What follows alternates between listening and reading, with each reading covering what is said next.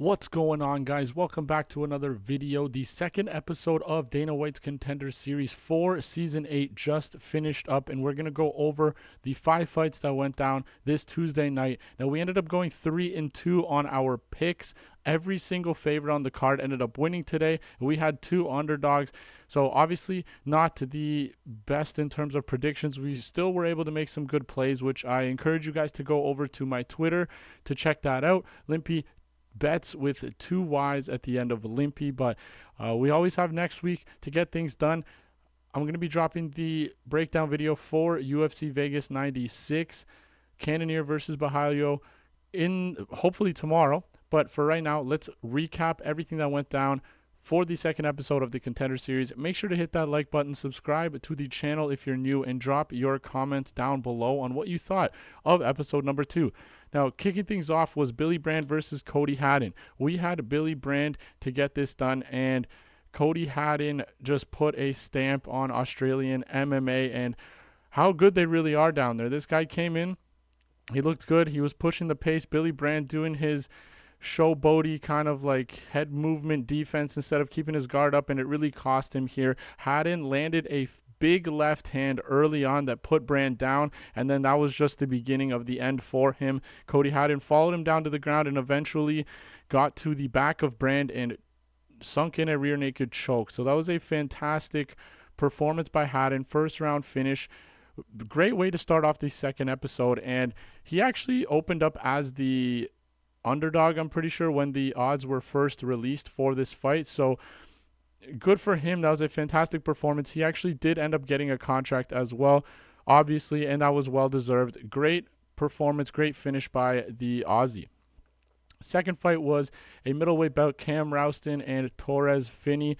Now, this was Torres' second time going on to the Contender Series, and he did much of the same as he did in the first fight, but it was a lesser performance than last year. He came in, he was still powerbombing takedowns, but he wasn't really able to put Rowston in any danger. On the feet, we mentioned in our breakdown that he is going to have trouble getting to Rowston because of that length and height disadvantage. Rowston 6'2", and Torres Finney is 5'8", so it was tough for Finney to find those big shots on the feet unless Rowston was backed up against the cage. There was a few moments that Finney had him backed up, and he did land some bombs. So kudos to Rowston's chin. He did eat a few big shots from Finney, but that length really helped Rowston on the feet. He stuck out that jab. Finney doesn't have much head movement, so Rowston was able to land some big shots in this fight. But ultimately, Finney did get a unanimous decision victory. Because of that wrestling, it's so dominant, and he's such a physically imposing guy that it's just hard to stop him from getting those takedowns. Rowston did show off a good get-up game. Once he was taken down by Finney, he was able to get back to his feet on a few occasions in this fight, but ultimately Finney had a worse performance than he did last year, and Dana White's advice from his previous performance last year was to go back onto the regional scene, get some more fights, get some more experience, and then come back to the UFC, talk to them, and try to get another shot. They gave him another shot after one fight of all of last year from the time of his previous Contender Series performance, and honestly, he looked equal or lesser than he did in his previous fight on the Contender Series. So Dana decided not to give him a contract again. So Torres Finney he's now 9-0. He just has to work on a few things and give the UFC what they're looking for. And unfortunately, he wasn't able to do that today. We did have Torres Finney to get it done. I thought he was going to be able to find a finish. I thought he'd have more urgency coming back for a second time and trying to solidify that contract, but he ended up gassing out. He was able to implement his game plan, but he just wasn't able to fulfill that and get that finish to really solidify that contract this time out. Regardless, we picked Finney. He got it done. Let's move on. Cortavius Romious against Michael Imperato. Now, I thought Romious was going to be able to finish Imperato in this matchup. He ended up winning a unanimous decision over Imperato. I believe it was a 30-27 across all 3 judges' scorecards, and it was a rightful scorecard. The closest round was that second round where you could argue a that round for Imperato, because Imperato was able to finally land that takedown in that second, but he didn't really mount any offense once he had Cortavius on his back on the mat. Cortavius was actually the one that was more active from the bottom position, throwing up multiple submissions, and later on in that round, Romious found himself on top, and then once he had dominant position, he was able to inflict more damage. So that second round, you give it to Romious. So all 3 rounds, Cortavius in that first round landed such a beautiful left kick to the body of Imperato, and Imperato kind of like just a natural reaction. He fell to the ground holding his side, and I genuinely thought that Romious was going to be able to finish that fight, but a lack of fight IQ and a lack of judgment. Romious did not follow him down to the ground and attack that body. So unfortunately, he wasn't able to get a finish, but Dana was still impressed with how he came out and dominated that fight over the 3 rounds and gave Cortavius a contract. I was honestly skeptical that he was going to give him one, because previous fight with Finney, he didn't end up giving Finney a contract the second time through, and Romious, this is his second time, and he wasn't able to get that finish either. But I guess he did enough for Dana, and he was able to get a contract. It was a dominant showing over the 3 rounds. I just genuinely thought he would be able to get the finish. Regardless, we had Cortavius in this matchup. Let's continue and head over to the co-main event. Now, when I was breaking down these fighters, I wanted to originally go with Cunha, but I started looking at more fights between the two, and Kuniev was he's just a better overall fighter. The odds suggested that as well. He was a minus 700.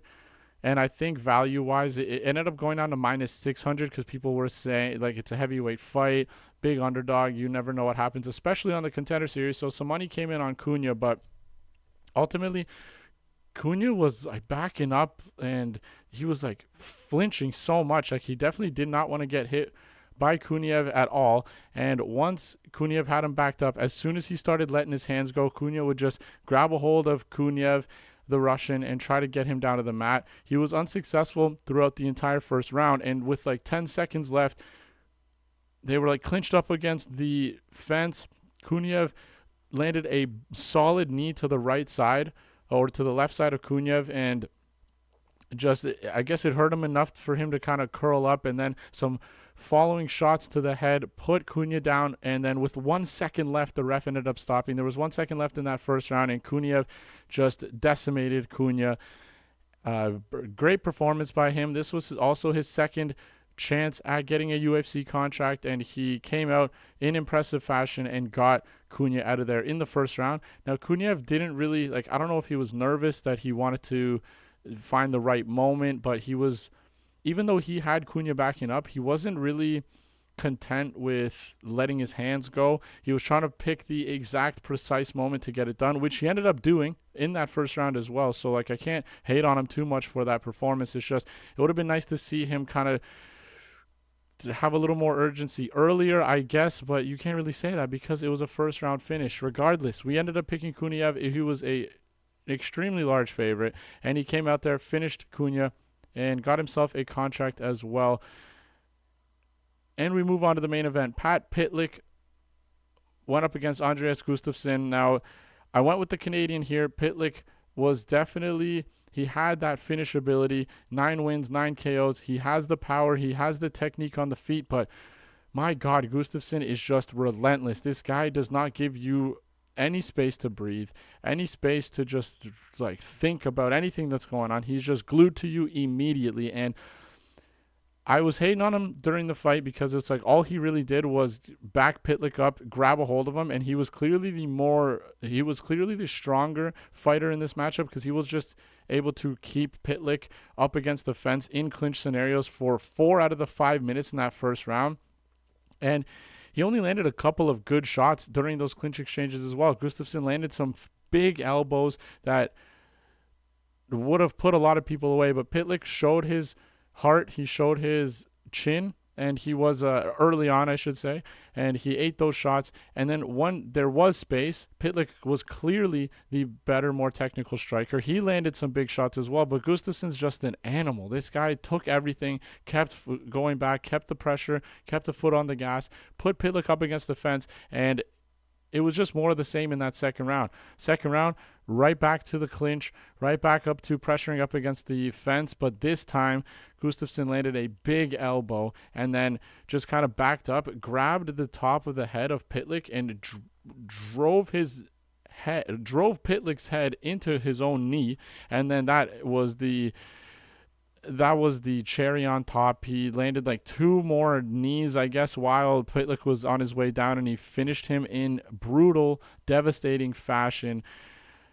Gustafsson is an absolute savage. He is 33 at this point, so hopefully he just gets back in there quick and he kind of like fast tracks his way if he wants to get near the top 15 sooner rather than later. Obviously, at 33 years old, you can't really fight for much for many years after that, but Gustafsson gets it done. All favorites so far this season. I think they're 9-1 out of the 10 fights, and last year there was a lot of underdogs that came through, so it's going to be interesting to see how the next episodes of the Contender Series play out. Regardless, we go 3-2. It wasn't the most exciting episode. It started off great with the Cody Haddon finish in the first round. Torres, Finney, Cortavius, Romious. The Finney fight wasn't good in an entertainment sense, but Finney he looked pretty dominant in the wrestling in that fight. The Cortavius fight was a lot of actually brawling exchanges, which was nice to see as well. And then obviously Kuniev getting that first round finish, and then that brutal finish by Gustafsson kind of saved this episode because it wasn't looking too good through the first or after the second and the third fight. Regardless, we go 3-2. So far we are 7-3 on picks. So out of the 10 fights, we have a 70% success rate in terms of our picks. I'm going to get right back to the drawing board. I got to break down the Cannoneer Bahalio card first, and then we have a break actually, I think, next Saturday. It'll be the 30th, I guess, of August. There's no card, so it's going to give me some time to catch up. Regardless, thank you guys again for watching. Make sure to hit that like button. Drop your comments down below on what you thought of episode 2, and subscribe to the channel if you are new. Thanks for watching. I will see you hopefully tomorrow, breaking down the Cannoneer Bahalio card.